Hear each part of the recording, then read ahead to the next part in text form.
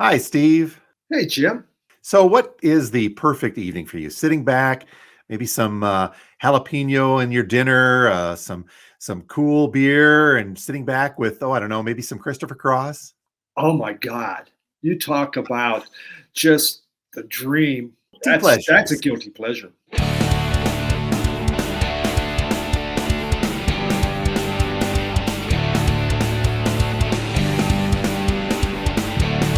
And welcome once again to Two Guys Talking About Records, a vinyl community podcast where each week we two guys get together and talk about records. Could not be more simplistic than that. My name is Jim, and I own a record store. And I'm Steve. I'm a very simplistic record collector. And Steve, this is now our second week on the video side of the podcast, and I think things are going okay. It takes a little getting used to, but I think we're adjusting. I figured out how to get on and do this thing. So I think we're really doing it's very positive. I think the most important thing, though, is that our Sunday chats are continuing. Yes, very, More than very anything. important. So, on that note, for those that are just kind of new to this or have not tuned into the past few episodes, Steve up and moved away. Well, now 3 weeks ago, I believe, Yeah. to the sunshine, warm climate of Colorado. Yes. Here in Michigan, we can have a rough winter, but Colorado, no, it's further south. You guys are like a banana belt there, right? Well, I will say this: the golf courses are open all year long. Underneath some snow, though, right now. Yeah, it melts really fast. Yes, about 2 feet of snow hit this week, but it's going fast. You leave Michigan only to be pummeled in your first couple of weeks in Colorado by a snowstorm of epic proportions. But the bright side is I sent it to you, so Thank you. Yeah, we're share. getting a little bit here. Thank you so much for You're welcome. that. Yeah. The video side, though, I want to take a couple of notes on this for those who are listening and or watching to our podcast. I'm still learning this whole new Spotify video thing. And apparently it takes more than a couple of hours for the video side of this to actually propagate into Spotify. I was a little surprised I uploaded it. I should know better. It does. I'm a video guy at heart, so I know that video takes a while to render, to properly embed itself in there. But yeah, put the podcast up last week, and the audio was there right away. But I couldn't find it on Spotify. I don't know if you had any luck with that right off the bat, but the next day it was there. When I go for video, I just go into YouTube to Radio Wasteland and check that site. Much appreciated. But I guess it's good to know that it is there on the Spotify side of things, at least too. It's just not almost immediate. And, I don't know. I guess I could do more research. We're doing this kind of not for real. So perhaps I could actually do some research to find out how many people listen versus how many people watch podcasts. And I think given the fact that we've got a year of episodes of these under our belt on the audio only side, maybe that's not such a bad thing, but the video's there. It's there. It's just, you got to go hunting for it. Yes. And you know what? You don't need to watch, as long as you have the audio. Otherwise, it's just two heads talking about records. And one of the heads needs a haircut so horribly that I'm going to get some flack for this, but now I'll get that taken care of.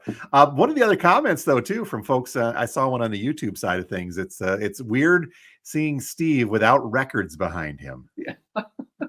I agree. It's very weird and just kind of depressing, quite honestly. I was going to ask, are you holding up okay without the bulk of the collection at your beck and call? Yeah. Well, I tell you, my evenings are a lot different right now. It's like I have nowhere to go. I mean, records to listen to. Well, you got a few, and you're saying some are starting to show up at the new location, right? I just can't play them. So, yeah. But you could always do what the kids are doing these days and listen to them on Spotify while holding your jacket. Very true. And not open them, and that can have a sealed record collection. Ooh, even better. Yeah. So what kind of pickups did you get this week? And I may be able to throw you an assist with this. Yes, you'll be able to. Well, Vinyl Me Please delivered their actually, I'm in two different Vinyl Me Please clubs, and I didn't like any of them this month. In fact, I'm kind of getting a little tired of Vinyl Me Please. It's just I have like $400 worth of credit on there because I keep saying, no, I don't need that. No, I don't need that. And then I go, God, there's not much I want. So, but I did get this cool sticker. Oh, there we go. Look at that. a little Willie Nelson there, okay? That's And cool. sorry, folks, I'm just trying to figure this out. Roll me. Oh, there we go. Roll You got me it. up and smoke me when I die. So Who does he think yeah, he is? Keith Richards? yeah, Willie Nelson. I know. But Keith Richards would be, oof, wouldn't that put Oh, you it's on? snort. That's snort. I'm sorry, not smoke. Yes, but wow, would you go someplace different? But I did get an album this week, and from Vinyl Me Please, I ordered this, and it's the Pistol Annies. Let's go back here. Here we go. There it goes. I just cannot get that figured out yet. So this is Pistol Annie's second album, Annie Up, and this group consists of Miranda Lambert, Ashley Monroe, and Angelina Presley, which I guess must be a relative of maybe it's Elvis's granddaughter. But I am a big Miranda Lambert fan. I really like her stuff as far as, I don't have a lot of country, but I'll buy her stuff. And Ashley Monroe, I used to have in CD. And so I had a couple of these Pistol Annies. And this second one, not as good as the first, but it was there. I enjoyed the music. So what the heck? I might as well get that. And so I did. Yeah. Well, very, very cool. Yep. Now, other pickups. Now, we should mention here, for those of you who shop at our store, Steve does not get preferential treatment. You really didn't much to begin with. Your Sunday visits, you would come in. We put out the new edition videos on Friday, so sometimes you'll call, sometimes you'll say, "Well, if it's there, I'll get it." And you're doing that now still. So you have some other recent acquisitions that you might want to talk about that you don't actually have in possession yet. Is this okay? Things you called and said, "Hey, hold on to that for me." So let's just do this. Traveling back in the 2 weeks, just so you know. You are. Yeah. I did. Yep. So we'll get them to you. Airplane.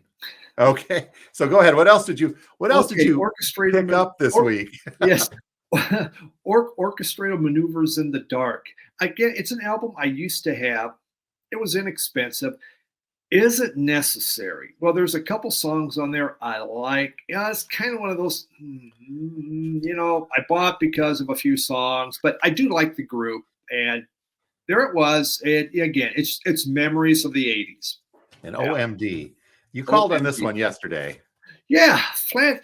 That is like a 70s classic to me. Growing up in rural Nebraska, Head East was constantly on tour. You had Bob Seger at Head East and REO Speedwagon, barnstorming the whole Midwest. And of course, that had, is there ever a reason? I think that's the song on there, Jim. Never been any reason. Yeah, never been any reason, which is fantastic. And I've been looking for this, and you haven't had one come in for a long time.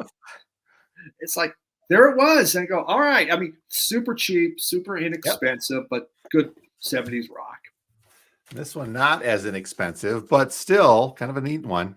It was a good price. And I have Foreigner 4. I remember buying that in college when it came out. I do have an original of it, but there was a MoFi. I don't buy all the MoFi, but that one, it's a good album. I thought, I'll just get that. Nice and clean too, so it should be a fun one to get regardless. Yep. So those are some good pickups. Well, I had a couple of good ones this week as well. Let me kind of adjust and hold this up. Do not laugh at me, please. All right. Please don't laugh, because this is getting into guilty pleasure territory here. But I kept one of these KTEL Chart Action 83s. And it's a KTEL album. I think we talked about some of these before, but this is a fun one. I have a copy of this already. Again, I just had my 40th high school reunion last year, so it would have been 1983 for those of you who are able to do math better than I am. But I've had one of these, and I quasi DJ'd at our reunion. By that I mean I hooked up a big speaker and played some music for that. And I had this kind of sitting out in front of it, just the cover, and I didn't place vinyl on that. But it's got some cool stuff on there. But the copy I have is just beat. It's very scratchy and poppy and lots of noise on it. So I got a cleaner copy with a nice cover on it. But we're talking some fun stuff on here, The Police. And I'm going to be questioning whether or not all of these. I don't really trust KTEL. I didn't ever since they released Rock 80. And Gary Newman's Cars was from 1979. It was on there. I'm a technical guy that way. But you got The Police on here. Come on, Eileen, Dexy's Midnight Runners. Marvin Gaye, Sexual Healing, is sandwiched in between Bryan Adams and Golden Earring. Again, that's that KTEL logic of, well, let's just throw it on and see how it goes. Thompson Twins, Kenny Loggins is on here. Rick Springfield, Greg Kinn doing Jeopardy. Dirk Commissar, After the Fire, which is, as we've talked, one of the only good songs on that entire album. Definitely the only good song. Frida, Pat Benatar, Peter Gabriel, Shock the Monkey, and Adamant Goody Two Shoes. So, I'm a sucker once in a while for some of these K-Tells that they come in. They're not the best sound quality, but they're still fun. I actually have a couple, after the, they were the first albums I bought, when, the first full albums that I ever bought, you'd go to the little 5 and dime store. There they were. And you had all these hits. And it's like, God, this is the coolest thing in the world. So when you're young, it's great. Cheap and easy way to get into music. Yeah. Now the other pickup, I was very excited about this, even though I wasn't very familiar with it. And this is a new Cake reissue of Pressure Chief. They just put this out, and it's part of that Cake reissue series of their stuff. Originally released in 2004, so this thing's getting its 20th anniversary. A Cake album that I truly was not that familiar with, but there's a couple songs on here I know. Wheels and The Guitar Man, which is the cover on that. So it's good stuff. It's Cake. It's very fun and light and airy. It's not too serious. And I have got all of the other Cake reissues that they've been putting out, which I've been very happy because they had been not available on vinyl for the longest time. So to get this one, and one that I didn't really know of until the reissue hit last week, I'm happy to have this in. Yeah, I used to have that one on CD, and the Guitar Man was they do a nice version of that. Yeah, they do. It's a fun one. One of the other ones that's really kicking me, Carbon Monoxide. It's just, it's a fun song that's on there. Okay. Several episodes back, and I'm trying to remember where, again, now that we're 50 some deep, it's hard to remember this. We did an episode on, would you buy an entire album for one song? Yeah. Well, I bought a double album for one song. This is from The Wedding Present, and it's called The Hit Parade. It's a compilation album. Wedding Present is a UK band. I don't know if I'd call them, I know you're against calling you stuff from the UK jangle pop. Discogs calls them an indie rock band. I would call them alternative, but they're kind of that bridge between the darker stuff of Joy Division and the more poppier stuff that you would get into the late 80s, early 90s of the UK. Heavy guitar, almost jangle scene. Okay. And it's almost drony. I know. Have you listened to The Wedding Present much before? No, I have not. So I'm really into. I've got an album, an original UK version of Bizarro, which is a great album.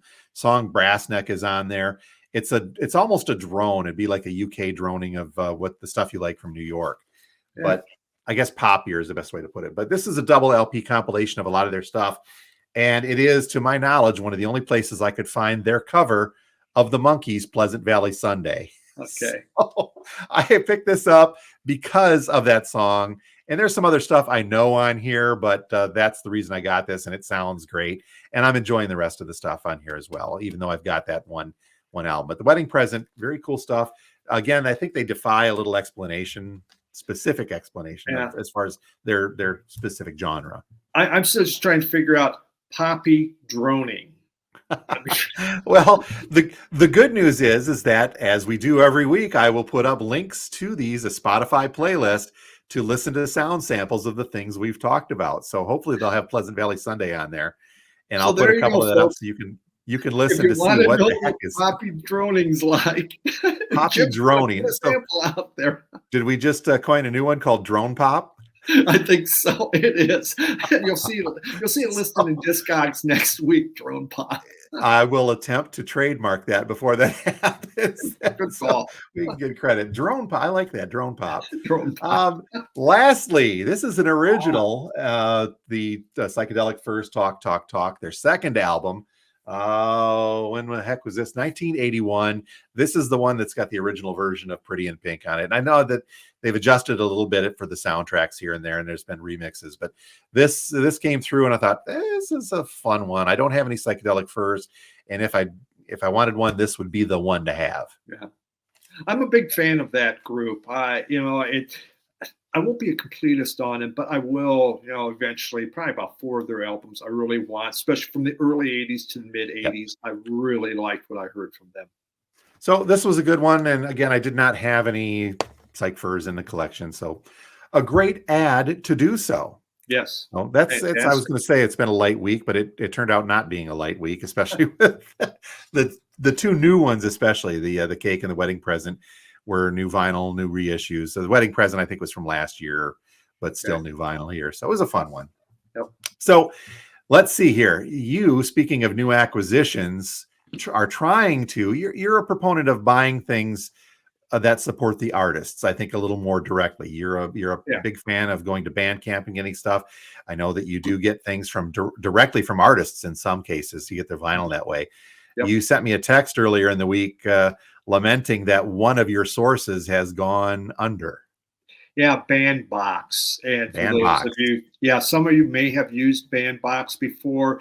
And really what Bandbox is about, it was send the money and then we're going to use that to help produce these albums. So you would give them that kind of like a pre-order, but the albums even weren't even done, kind of to help fund it. And so artists could do this. Well, I had this. So Bandbox sent this out. It says, to whom it may concern, Bandbox is filing an assignment for the benefit of creditors.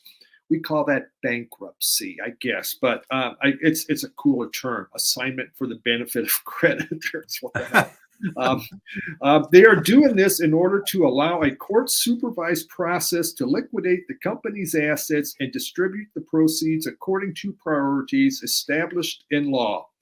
Thanks for the memories. Oh, man. So basically, thanks for your money, and now we're good luck. Yeah. So I had ordered Luna, one of my all-time favorite groups. Yeah. They had 3 live albums. It was Penthouse, Bewitched, and Rendezvous. And they were delayed for a long time, but lasted, toward the end of fall, beginning of winter, Penthouse and Luna came out, which I showed on my channel. In fact, some other people went in and bought it because it's just like, they were live albums where they played their whole album live. Well, Rendezvous never came. And so, so I had an email here from Dean Wareham. Dean Wareham is the lead singer, founder of Luna, also known in Galaxy 500.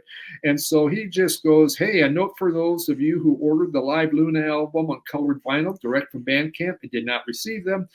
You have likely heard that the Bandbox has filed for bankruptcy without shipping vinyl to thousands of customers.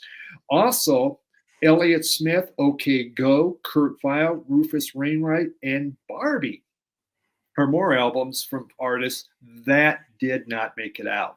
Wow. So supposedly some of these albums are sitting in the warehouse. Wareham is trying to get them shipped out, but the bankruptcy company owns some of these, so they're saying, "Well, that's part of our assets." Yeah, and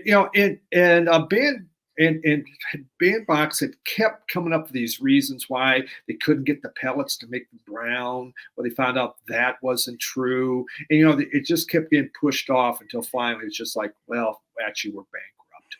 So yeah, and that's going to be tricky too, because with regards to bankruptcy, that things like those albums that may have been paid for by folks like you are actually now the property of something in a trust as they figure out what to do with that. So that may or may not ever show up. In a few years back, I can't even think of the company now, but I did that with another company again. I was pretty excited about this album. Okay, sent the money like a pre-order that they wound up going bankrupt, and just there you go. Hey, okay, c'est la vie. Yeah. Some of those things happen in a capitalistic society, don't they? As unfortunate as it is. Yes, they do. And it's the gamble you take, but you hope a company's good. And I've used Bandbox in the past, with good results. But this was taking a long time to get even those 2 albums. And for those in Europe that ordered it, they didn't even get Penthouse and Bewitched. They got nothing from this. And wow. You bought these 3 albums. You're supposed to get all 3 at once, but the one was delayed. Well, hopefully, I mean, in lieu of actually getting you the product, once things are ironed out, maybe at the very least, you'll get a refund out of it. I'd hope. I mean, the point was to support the artist and get their music, and now that's not going to happen. Exactly. And I'm not laying hope. I'm sure the manufacturers are going to get whatever they sell, but we'll see. Yeah. We'll see Well, yeah. Well, they got to pay for that part of it first and then go from there. I was Yep. not an expert on the legalese side of that, but Me neither. so sorry to hear when that happens. You know who's not going to go bankrupt anytime soon, though? You Well, want, who you would want to that take a be, Tim? guess? I think that this is safe to say that Taylor Swift is going to be protected from that type of that type of an event. Yeah. We had some news pop here in the store. Well, actually, this goes back to the Grammys a couple of months back, and it was a busy time with the Super Bowl and Taylor Swift being there, and then the Grammys that week prior to when she piped up and said that, oh, by the way, I'm going to release a new album, and it's going to be called, I have to look this up here, sorry, Tortured Poets Department, and it's going to come out on April 19th. I pressed a button wrong there, the day before Record Store Day. And so that sent some shockwaves through, I think, the vinyl, I don't want to say the vinyl community, but the record buying and selling community saying, oh, okay, well, great. She's going to release this huge album, brand new stuff from her the day before Record Store Day, which is always a busy time as it is for the record industry, both the manufacturers, the labels, the distributors, and all the way down to us, the stores. So that was kind of an earth-shaking announcement. And, last year, Taylor Swift was in Record Store Day proper. She was the ambassador. She had a indie store exclusive in the Long Pond sessions out on that day in 23. And that resulted, as you remember, in long lines here at our store. Yeah. Small little Midland, Michigan store. We had 75 people in line and hundreds in the bigger city stores, all waiting to get a hold of this.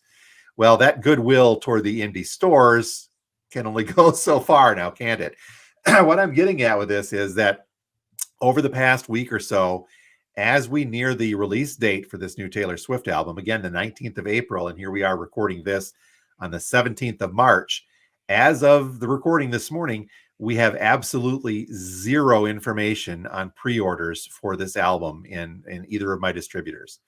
And I've been getting questions for the past week or two from Taylor Swift fans who like to shop local. Thank them. Thank you guys very much for that. Much appreciated. And all I can answer is with, I don't know. The questions are when, what color variant are you going to get? How much is this going to cost?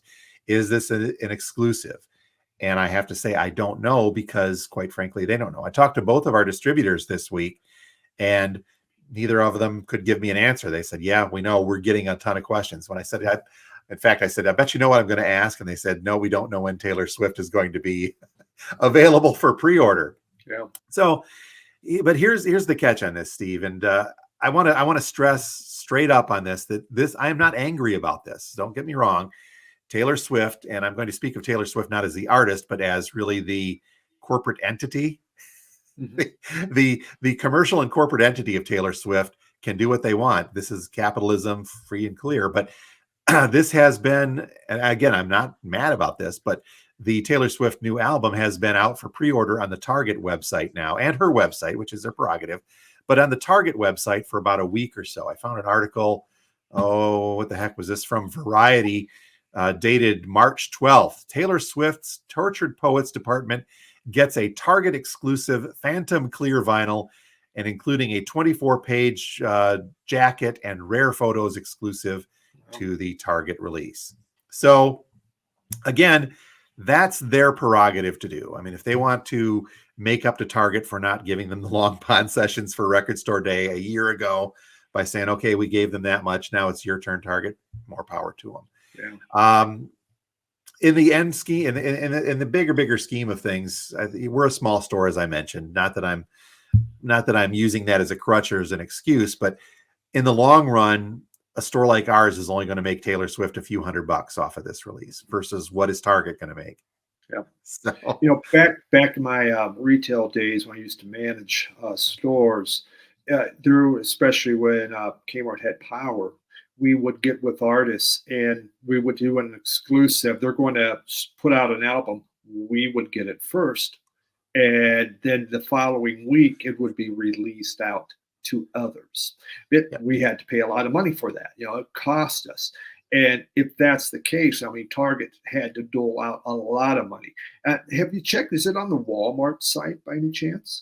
I have not checked the Walmart site, but here's the fun part. It's on eBay already for about $100.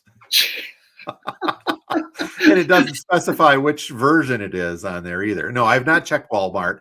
I suppose I could, but I think that no, I take that back. You know, in a general search, the only results that popped up were the Taylor Swift website pre-orders, and I don't know what's different about that one. The Target pre-orders, and then the nefarious eBay flippers that are selling it before they have it. So I would imagine sometime in the next week, again mid-March right now, sometime in the next week, we will see that. It's like you're playing chicken with a train at this point, because you can't get off the tracks, and it's coming in quick, because with just a month to go before the release, a lot of independent record stores are going to have to make their mind up on how many of these to order.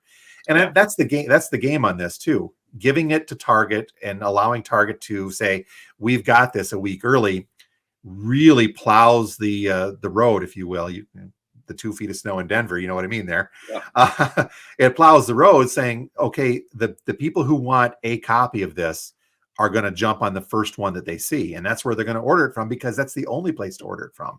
Yeah. But then you're going to have to count on the diehards, the completists who want every single version of this, to say, okay, we're going to go ahead and try to get this indie store when and if it's announced. Mm-hmm. Yeah. I said Target had to pay, if this is what's going to happen, the amount that they had to pay Taylor Swift to get this done. So she'll make not only the money on the records, but you get this extra bonus coming in. Very, very, very shrewd businesswoman. Yeah, and again, I'm not complaining about this, because in the long run, would I like to sell them because that would bring more people in? Yes, I would. But it is what it is. They're going to do what their business model dictates, just like I do at mine. I'm not a huge corporate capitalist by any means, but I'm a small business guy who likes to earn money with the store. I don't do this to get rich. I think if you talk to any record store owner everywhere, they say, yep, I'm going to make a fortune in 10 years and retire from selling used copies of this stuff or new stuff. That's not going to happen. You know, I'm making my truck payment and paying the bills here and buying groceries and having fun, because that's more important to me than the other side of this. And does that make me a bad businessman? Nope. It's just the way it is, man. But it is, like I said, I again want to stress, I'm not mad about this. I just wish that they would be a little more upfront and say, you know what, we're going to give this to Target first, and you guys get what's left. I mean, okay with that. They pulled this a couple of times with bigger artists, most notably Greta Van Fleet, again, hometown Michigan guys. This happened a few years ago with the past 2 Greta Van Fleet albums. The Battle at Gardens Gate, when that came out a couple of years back, was a big one, because Greta Van Fleet was really, really riding high. So much so that way ahead of time, we had announced that we had an indie exclusive white vinyl version of that coming. And Greta Van Fleet had been a big seller here at the store, big seller. So we ordered in on that. And then the week of release, comes out on a Friday, but probably I think on Monday or Tuesday, we got the word saying, oh, hey, that white vinyl version is going to be delayed by a couple of weeks. And they didn't offer an excuse, but you're led to assume, well, the white vinyl didn't get done in time. I know that's not the case in this one, because Greta Van Fleet as a band tweeted out and posted pictures of the white vinyl saying, hey, coming out next week. So they were in a plant looking at it. This was done. So I think that in that case, it was a conscious decision. We're going to hold this back while Walmart and Target and the web stores and Amazon knock it out of the park, because they've got millions of them they got to sell, versus, Rinky Dink Jim here, who's got 30 of them. Yep. So, and then the next one, the Starcatcher, was the same thing, I think. And this is, I don't want to say that this is a warning, but this is where I'm going to go with the Taylor Swift. When Greta Van Fleet did their last album, Starcatcher, there was a huge pre-order push on their website, and I think in some of the other bigger retailers, but we got it at the same time. The end result, though, is that so many people pre-ordered online that I ended up getting stuck with about a dozen or maybe 15, 16 of them after the fact. To this day, I think I'm sitting on 7 or 8 of that album. So if there's going to be an end result that I've learned a lesson on what's going on now with this Taylor Swift, is that I am not likely to order very many of them, because I'm of the feeling that the people that truly want them are going to pre-order them from me, and then everybody else is going to have them. So why would I want to sit on a dozen copies when so many people have them through their pre-orders? Yeah, no, you're totally right on that. And obviously they'll hit Target up, and the real Swifties, they're going to have it that first day. They're not going to. Yeah, they will. And then the real Swifties will want all. Again, They don't even know how many color variants there are going to be of this. I think that there's the Taylor Swift website version and the Target version, and then the rest of it is a big question mark. I don't know. Are we going to get a black vinyl version? Are we going to get an alternate cover? Are we going to get a different color variant for indie stores? 1 month out, and we don't know the answers to that. Yeah. And that's the only other thing that bugs me, is that I can't adequately plan for purchases, especially with the amount of outlay that I got to kick out for Record Store Day in the next month here. Mm-hmm. You know, that's going to make it very difficult for planning. And I'm going to plan on the safe side and say, well, you know, normally I would have gotten 20 or so of these, but I think I'm only going to get 5. Yeah. Understand. Yep. Okay, I'm done. Okay. Shall I get off my soapbox now and say, again, I'm not mad. They can do what they want. Mm-hmm. That's how they work. That's how it rolls. Yep. I take no comfort in that, but comfort I do take. How's that for a segue? I'm getting better at these segues, aren't I? Nice. Nice. You know, last week when we talked about essential albums, the ones that you took with you, or you packed up separately to make sure that you had because they were important to you. I think maybe the opposite end of that spectrum would be what? The guilty pleasure?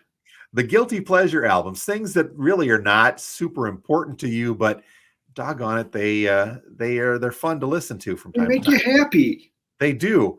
But guilty pleasure, I think, goes, and I had to look this up. We did our best to define what essential meant last week as well. What, you know, differing views on that. I think we could look the same way when we talk about music that is guilty pleasure. So looking this up, dictionary.com tells us that a guilty pleasure is an activity or a piece of media that someone enjoys but would be embarrassed by if other people found out about it.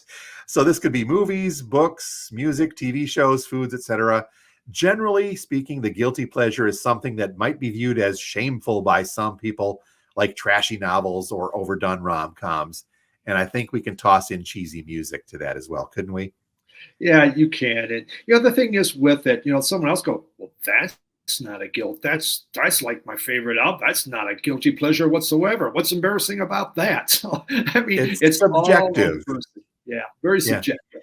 It's subjective, but typically speaking, I think you could tie, if we start talking about guilt, and I think we're going to out ourselves here. If they say a guilty pleasure is something that you would normally be ashamed of admitting, I think we're going to out some of these. The idea, though, that a lot of these come from and can be tied to one-hit wonders as well, because it's obviously from a group that did not have any significant cultural. Maybe the song did, but I think overall as a group or an album, they don't have the staying power of a Pink Floyd, the Rolling Stones, or the Beatles, or something of that nature. And therefore, I think they cement themselves into that more guilty pleasure side, because they may not have that bigger appeal, but there's 1 or 2 songs that are awful catchy and they bring back memories. Yeah. That's exactly right to me, and it's, you know, and it's albums that, you know, other people, God, why would anybody buy this or that? You know, certain genres, like yacht rock. Oh my God, you yacht rock. Oh, what's wrong with you? And as you secretly, you know, turn off the lights so the neighbors can't see, and you pull out that album, put it on your thing, and then you blissfully taken away to a whole better place. It's a little different here in the store, because I'll put these on with the auspice of saying, "Oh, I'm just trying to sell this record," you know, because I've got 10 copies of it sitting in the wings. But deep down, secretly, I kind of dig this record here. But and that's happened a little bit. But I'm going to start with one if I could, here. This is not, and I want to stress that this is not in my collection. I'm going to count it as a guilty pleasure, but only because of 1 or 2 songs. But overall, this album is horrible. I'm sorry to say. This is a Diamond Dave. No disrespect meant to David Lee Roth, but this was a reissue from a couple of years back, 2021, of an album that he put out in 2003. And there's a couple of great songs on here that make me go, this is cool. He covers Soul Kitchen, and If 6 Was 9. And the Hombres, Let It All Hang Out. And then he's got one song on here that is basically just Dave grunting with a drum track behind him for about 1.5 minutes. And you're just like, what am I listening to? So I'm not going to count this officially as a guilty pleasure other than 1 or 2 songs. And I had this in my collection at one point in time. You'll notice there's a price tag on it now. And there's good reason. That's because I listened to it again the other day and I thought, what the hell is he doing with this? Well, I just heard a guy from a record store say this isn't a very good album. So again, let's go back. I guess I'm not a very good businessman, am I? It's I've got not. this for sale, and it I go, sucks. my God, this is like the greatest thing. I can't believe everyone doesn't have this in their collection. All right, hold on. I'm going to put this in the Steve Carlson pile under here. So, okay, well let's go down your list. I thought I had some of these here to show in lieu of you Well, not being able to. and I But kind of, yeah, what's don't on worry. your? I mean, kind of change things up, but Yeah. there's certain albums, and these guilty pleasures are cheap, and that was Yes. another part Yes. of it. You can buy these for $6 or less oftentimes, and we're just going to start with the dreaded yacht rock. And one of them I just adore is Christopher Cross's first album. It has Sailing, Fly Like the Wind. I mean, every song on that's very, very good. I mean, it won a Grammy, which sometimes is the curse. What, you got a Grammy album in your collection? That can't be real good. But Christopher Cross, he does get kind of slammed at times, but he's a great guitarist. Oh And if you yeah, listen yeah. to his guitar playing, and on this album, he had Michael McDonald. I mean, there was a host of people that played on this because Cross was a session musician, and he played on so many people's albums. And his other albums, I hear, are good. I don't know. I've never listened to them. I just Bring got yourself. this one, and I love this one, and I can play it again. It was in my top 50 albums of all time. Yeah, I remember that. I got I've got on that one. You did. I've got one here too that I've seen this. It come through the store multiple times. I think I've got a few copies of this as well. And one day, I said, let me throw it on and see what we got here. And I recognize the song. It's one of those ones where I know that song from somewhere, but now I kicked into it. And it's Romeo's tune from Steve Forbert and Jackrabbit Slim. This is it's a $2 and $3 album all day long, maybe $5 in great shape.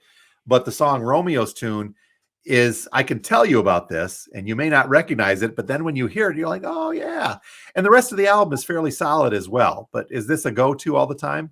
Not really, but I still enjoy it. Yeah. It's a fun Brings happiness. Again, we'll put up these sound clips in a Spotify playlist. So you can go, oh yeah, I've heard that song before.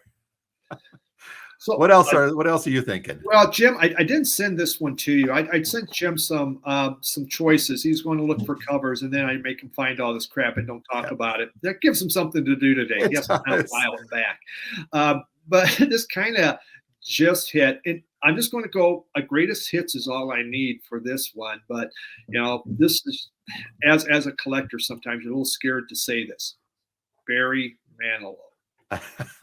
I kind of cringe at times on that, but he made some great hits. Yeah, I mean, yes. They are catchy, they're fun. I mean, he writes the songs that make the whole world sing. Yes, I mean, how could you not have that? I mean, obviously, he feels that he makes pretty good songs when you sing about that. Yes. Copacabana. He made very catchy stuff. Greatest hits. I could put that down. And actually, my wife would come in and sit down and listen to one song at least and go, oh, that's really good. I'm going to go now. But she would be excited. If you enjoyed that, Patty, listen up as I play some Dead Kennedys next. Yes. Yes. Uber Alice, man. But yeah, I think that really, and it's super inexpensive. I get thrashed a lot. It is right, and on that, well, it's not Barry Manilow. I don't think I've got anything in my pile that is Manilow-esque. But on that, well, let me dig down a little bit, and we'll go here with Leon Redbone. Let me switch our view here. Leon Redbone's off the tracks. This is not for everyone. His voice is very gruff. It's almost ragtime music, but I think there's just something about this album that once in a while it's fun to put on there. He's singing "Ain't Misbehaving." It's like it's like Tom Waits with laryngitis singing in this case. My walking stick, Lazy Bones. It is ragtime music, but once in a while you get in the mood for that. That's kind of a fun one to go to, and the cover is cool. Come on, it is a nice cover. I'll give you that. Thanks. My next, actually, there's two albums from him. L. Stewart. Yep. Oh, yep. You never hear he's not a man that gets a ton of love, but Year of the Cat and Time Passages, those came out, kind of my college years. And I mean, I love both albums. I love all the tracks on both albums. I could just sit back and relax and really listen to this. Again, it's quieter music. Al Stewart was a heck of a, he writes stories. And when you look at that, he does a lot of historical songs, not usually with, the UK history, but still very, very interesting. And the Year of the Cat is such a catchy tune no matter what. But Yes. both of those you can find super inexpensive, and yet they are really filled with some great songwriting on there.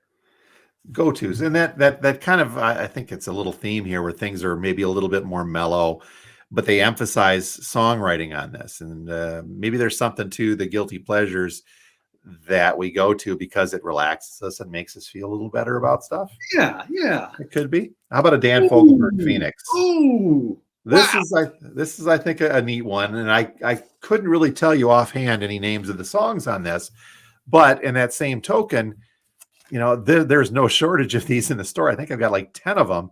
Folks will pick them up once in a while, and because of that, I'm again trying to sell them. I'll throw it on, and I developed an affinity for that because of that, and so now I've got a nice copy in my collection, and it's just very relaxing, good music to listen to. So Fogelberg's on my guilty pleasure list, whether you want to go to it or not. Now see, my wife would sit down and listen to that one too. I used to have a couple of them, but quite honestly, I have yet to bring them back. But okay, so here's another one. I was just trying to make sure I got the right one. Yeah. And I hated this when it came out. I detested this album, and now I really like it. England Dan and John Ford Cody. Oh, And from 76, Nights Are Forever. Oh my, that was on the radio constantly, and I just wanted to throw up every time it came on. Throw a pencil, drill it into my ear just so I couldn't hear this anymore. It was horrendous. And I was working at a meat processing plant. It's just like I'm cleaning, and this here it comes again. Oh my God! And now I love that album, man. It was one of those I had to go back and buy. No one really talks about them. It kind of falls into that whole yacht rock, soft rock, like a Dan Fogelberg kind of thing. But I mean, I'm willing to shut the door and take that out and not tell anybody about it. Well, here's another one on that same vein, and I'll throw on a Dave Mason. I like Traffic, and I get into that, and some of the other, the Jim Capaldi stuff, and obviously Steve Winwood. Yeah. The offshoots from that are good stuff as well. But this album, Let It Flow, from Dave Mason, has got a couple of very cool songs on there. Let It Flow being one of them, and there's another Dave Mason album too, Alone Again, or Alone Together Again. I think would kick into that. So that's another one of mine. Yeah. I just in the 80s, synth pop kind of gets trashed a lot by, especially if you like the rock and that, and ABC's Lexicon of Love.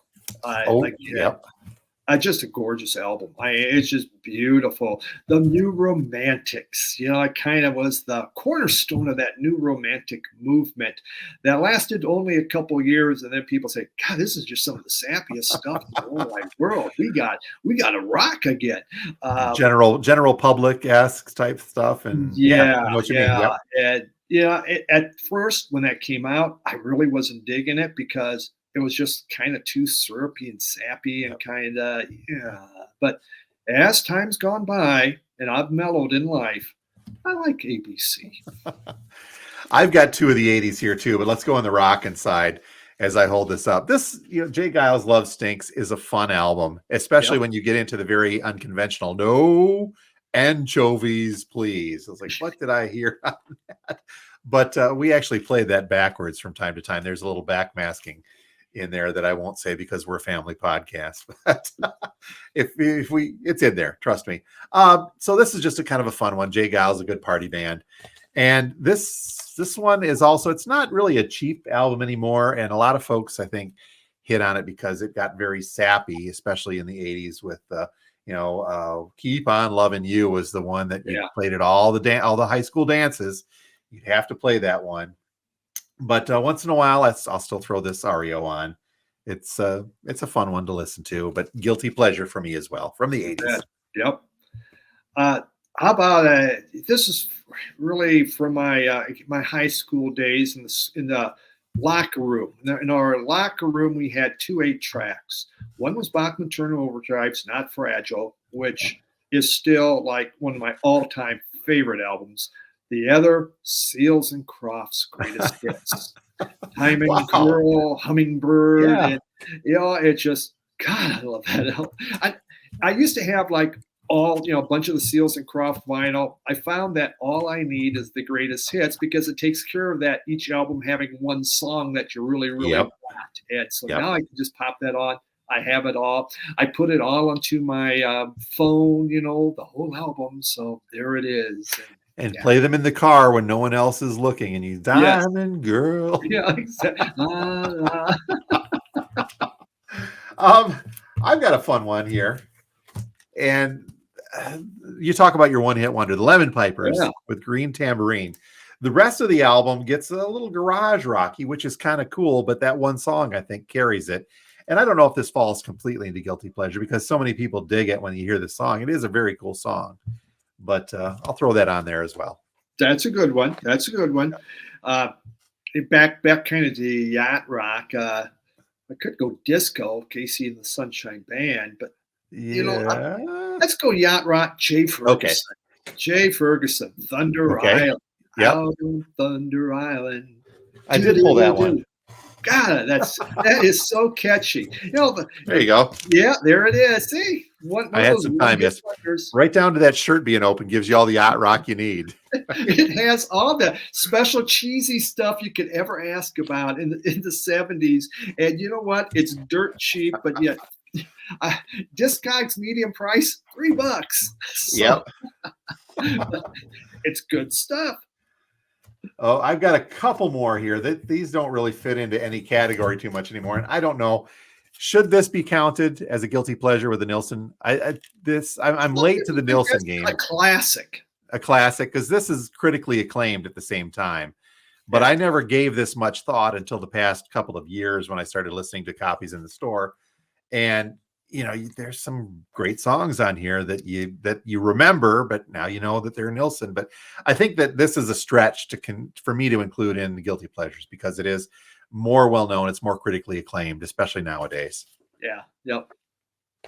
But one that may not be. How about the 80s? We'll go back to the Plimsolls. And this is more of a 12-inch with A Million Miles Away on here. That's a one-hit wonder and a half. Though. It is, and then the rest of the album is okay. Yeah.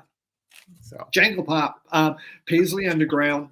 Yes. Okay. Yep. What else do you have? Oh, let's see. I got a list here. Some of these. Here's one. Because some of these are to me classics. But Chicago. The first 2 Chicago albums people really like, and then people go, "Oh, Chicago began to suck really bad." But Chicago 6 is my favorite by far. Feeling Stronger Every Day. Again, we're talking this guilty pleasure thing is sometimes albums we grew up with. And Chicago 6 was an early album that I bought and I totally grew up with. When people, say great Chicago albums, generally, we go 1, 2, maybe 3, and then it just falls off the cliff. Possibly 4 for Saturday in the Park. I really liked 6. Now, I could handle Chicago up to 8, and then after that, I would just put a gun to my head. How do you know which one you're listening to? The covers are all the same. Yeah, exactly. It's difficult to tell. Yeah, but after that, and I mean, they're still going. I mean, they're still out there playing. I don't know how many of the original members are there, but the early Chicago was really dang good. So I've got one last one here for me, and most of the things we've talked about were things from when we were younger. I remember these from high school. There's other songs that I remember that they kick into gear, like Michael Murphy with Wildfire. I remember that song very, very plainly. Band on the Run from Wings, but I know that one can't really count because it's Paul McCartney. But things that I remember. But most of these we've talked about have been older. I've got a newer guilty pleasure in my collection here, and it's from a band that takes a little bit of heat. Not terrible, but just a little bit of heat. They're not like Nickelback heat or anything like that, or Coldplay. Let me hold up a Smash Mouth album here. Yeah, you can take heat on that one. This was a Record Store Day release from a couple of years back, and it had a couple songs digitally on this, and then gave the rest of the album a try. And I thought, man, this is kind of fun, but it's also one of those bands. It's like, oh, what? You're Smash Mouth, really? You might as well be listening to Sugar Ray or something. Oh, there's some fun stuff on here. So I get a kick. One of the funnest songs I think on here is a little 2-minute just ripper called Beer Goggles, which is a fun one, above and beyond their Walking on the Sun, which is the song that follows it. That's the popular one everybody knows, and you can tap your feet to it, but there's a lot of other cool stuff on this. That's my more contemporary guilty pleasure. How's that? Well, my last one then I'm going to throw out there. You said Walter Murphy, I believe. Michael Murphy. Michael Murphy. Well, we're going to Walter. Maybe Walter it's Murphy. Brother. Walter must be Michael's brother or something, And it's St. Patrick's Day, so we should have a good Irishman, a Murphy in there. There we go. Walter Murphy, a fifth of Beethoven. Yes. And even after the flood, as I'm choosing vinyl to save, I saved that one. There's some really good stuff that went out the door. And for whatever reason, that to this day, I still can't quite figure out this dollar bin album, a fifth of Beethoven, I saved. But I guess that is a real guilty pleasure. That has to be, because that song kind of defies logic. If you think about it, that baby's disco, man. It's disco, but it's classical. And what am I listening to? Do you need a cover for that still? A real guilty pleasure. Yeah. No, do you need a cover? That one. No, do you need a cover for that still? Yes, I do. Oh, there's one sitting over there. We'll All right. Throw it in the pile. Oh, man. So I guess a great question would be then for you, dear viewers and listeners, what do you consider a guilty pleasure? Is it something that you don't want other people to know you're listening to? You put it on in your headphones and you tap your foot while you're sitting in the office, or you sing very loudly and proudly in your car when you think no one is watching? Yeah. What out there? Yeah. What out there would you consider to be one of your guilty pleasures? We would love to know. You can comment on that on the YouTube channel or our Facebook page. But I think Spotify allows you to answer that question. We'll have that up there with the Spotify page as well. They allow one comment question on the Spotify page. Okay. So we get to pick. Does that work for a question for you this week? That works great. Yes. What is your guilty pleasure? And that's, I think, the bigger question is, especially in this day and age, should you be embarrassed by it, or should you embrace that loudly and proudly and see Steve kind of disco dancing to Beethoven as he cleans a pool? Da, da, da, da. There we go. So let us know in the comments. But other than that, I think that we're coming up on our time, sir. Well, it goes by fast. It does. So guilty pleasures and all, I think we should enjoy vinyl for what it's worth. Right? Yes, absolutely. Right. You know what? There is no guilty pleasure out there. It's your enjoyment. Correct. So until next week, you have been listening/watching to Two Guys Talking About Records, a Vinyl Community podcast. I'm Jim, and I own a record store. I guess I'm not a very good business owner, but hey, that's how it works, right? And I'm Steve. I'm a record collector with no records. That will be remedied soon, I hope. Yeah. Yep. All right. We will talk to you folks next week. Thanks again for hanging out with us. Bye.